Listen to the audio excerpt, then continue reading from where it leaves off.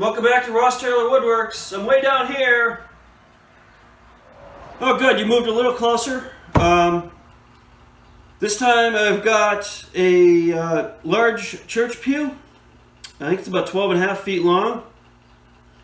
I looked at this a couple of months ago. I went to the customer's home and looked at this. And she wants it cut down to 70 inches. So, shouldn't be too difficult. I've got to take the ends off, cut the middle, and then put the two ends back together. And then the finish is not bad. Just a cleaning and waxing.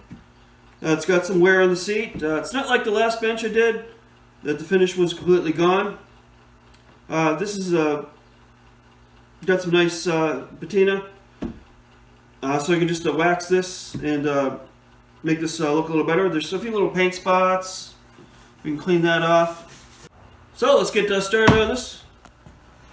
Alright, I was starting to look this over and I noticed something odd.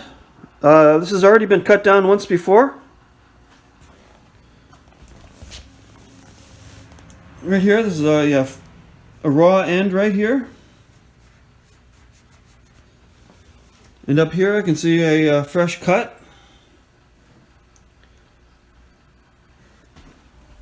And if you compare that to the other end, this has a nice bullnose corner here. And I don't see that fresh cut up here. So apparently this was a little bit longer when it was already cut down once. I just took a measurement from this end to this center support, and it's about 6 feet to the center here and about 6 inches less from here to here. So I'm guessing about 6 inches was cut off this end.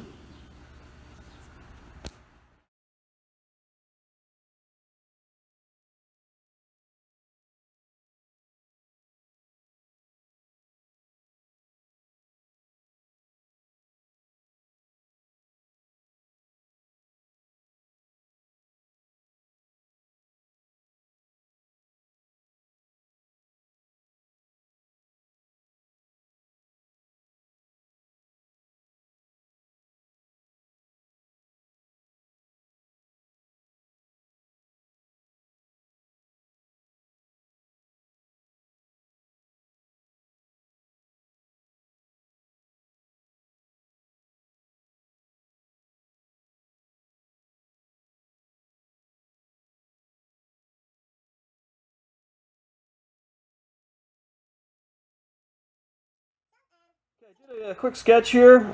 Each end is 1 3/4 inch thick, and the bench fits in between, and there's tongues that go into the sides. Now the top rail butts into the sides, and then there's tongues that fit into dados.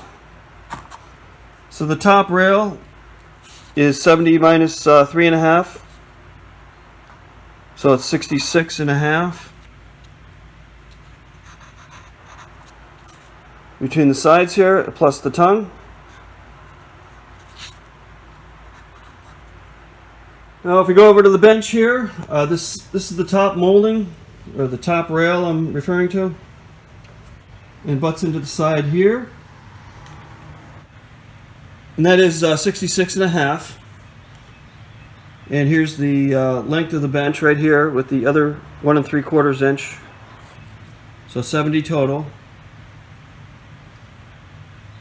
So this is where the top rail or molding has to be cut, and then the tongue. Now we'll go in front here and I'll show you how I laid this out. There's a tongue that goes all the way down and then all the way across the seat. And then notched in again, there's a molding on the front here that gets notched out. Now this tongue on the seat is a 1/2 inch thick, and the tongue on here is the full thickness of the back. If you look on the end here, this goes into a full-size dado, and on here it's a 1/2 inch, so that has to be chiseled out here. Then the molding on the front here is cut back, and it butts into the side. Then here's the molding on the top. The tongue sticks out, and the molding butts into the side. Okay, it was just a matter of setting the framing square on the seat here, and draw a square line up, flip it down,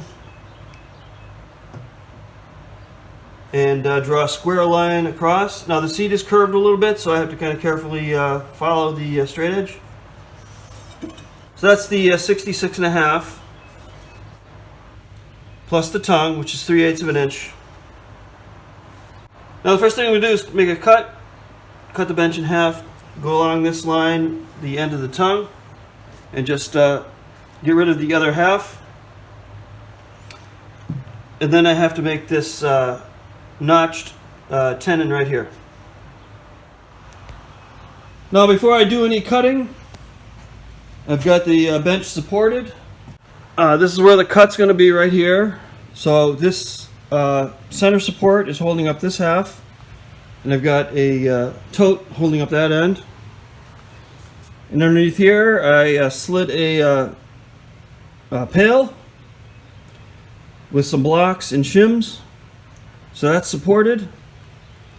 Now I can go ahead and make this cut and get the two halves separated.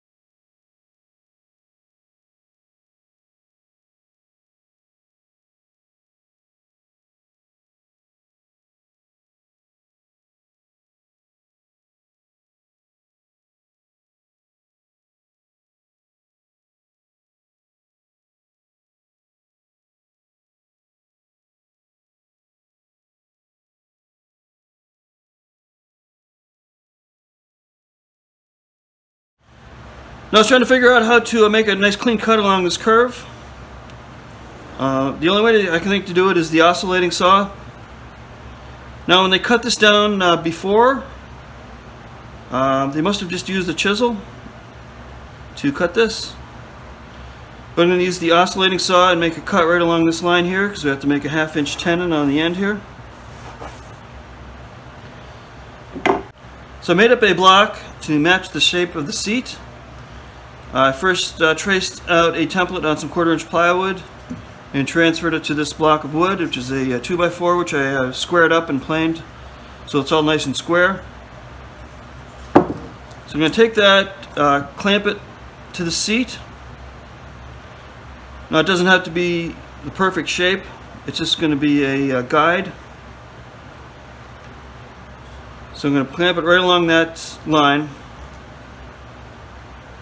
and then run the oscillating saw right along that line and make that cut, because it has to be a nice clean cut, because that's going to be exposed. Then we have the notch for the 1/2 inch tenon on the end here. Just going to roughly mark out a 1/2 inch here.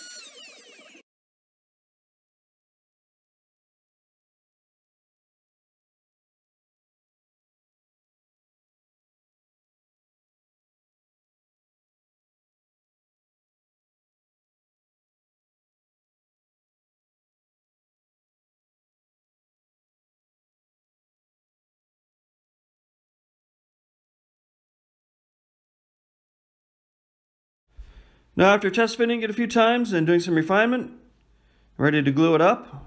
Now the dado on the seat, I can glue all the way across, but the dado on the back, I can only go up a part way because there's opposing grain, and it needs to expand and contract.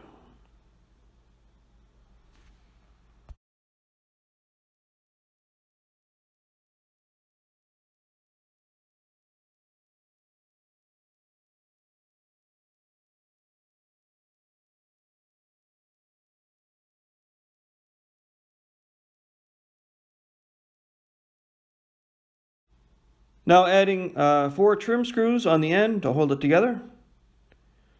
I'm following the original nail holes. Alright, I got it flipped up on the bench here.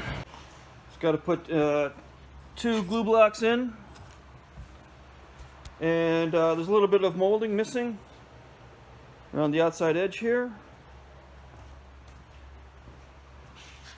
This little baseboard, there's pieces missing. There's a little piece missing here, and on the other end here, and on the other side, all 3 pieces are missing. Okay, I've got the bench down in the finishing room now, ready to start cleaning. Here's the new end. You can see a nice tight fit along the end here. Now the side has a slight cup to it, so it's a little bit open on the front. That's minor. Got a nice tight fit up the back and a nice tight fit at the top.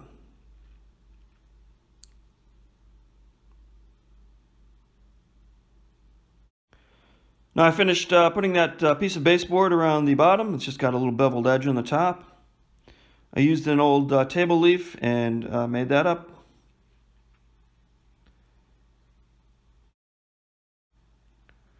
And I made that little bullnose on the end here like the other end. When they cut the bench before, they did not do that. Now I'm ready to start cleaning. I'm going to mix up some TSP and a scrub pad and go over the whole bench. And a lot of these little paint spots I think will just come off with the scrubbing.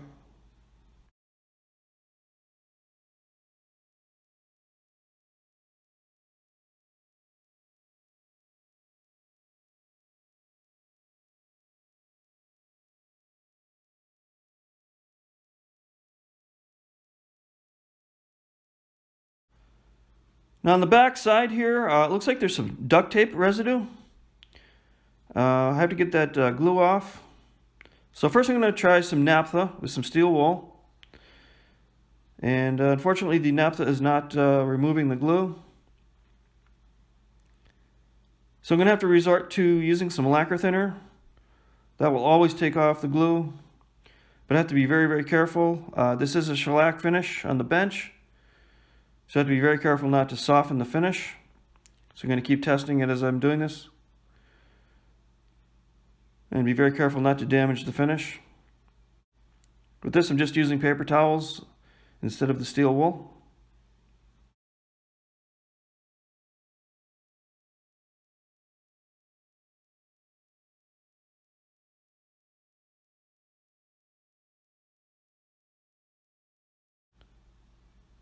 Now I'm going to fill in those screw holes on the end using some matching wood filler. I made this with beeswax and pigments. Okay, I actually ended up putting a few coats of shellac on it. I felt it needed some shellac. There's some bare wood right here. It's worn through right here. And on the edge here it's worn through. So putting a few coats of shellac on helps give that some cover and seals up those rough areas. Now just ready for a coat of wax. Gonna do the exact same thing I did with the train station bench. I'm just gonna rub it down with the mahogany wax. All right, this is all done. I cut the bench down to 70 inches. I had to move that one side in. Recut the tenon on the ends. And I ended up with a real nice tight fit. And just left the finish pretty much alone. Cleaned it, put a couple coats of shellac on it, and then rubbed it with some wax. So it has all the wear and patina. So this came out looking really nice.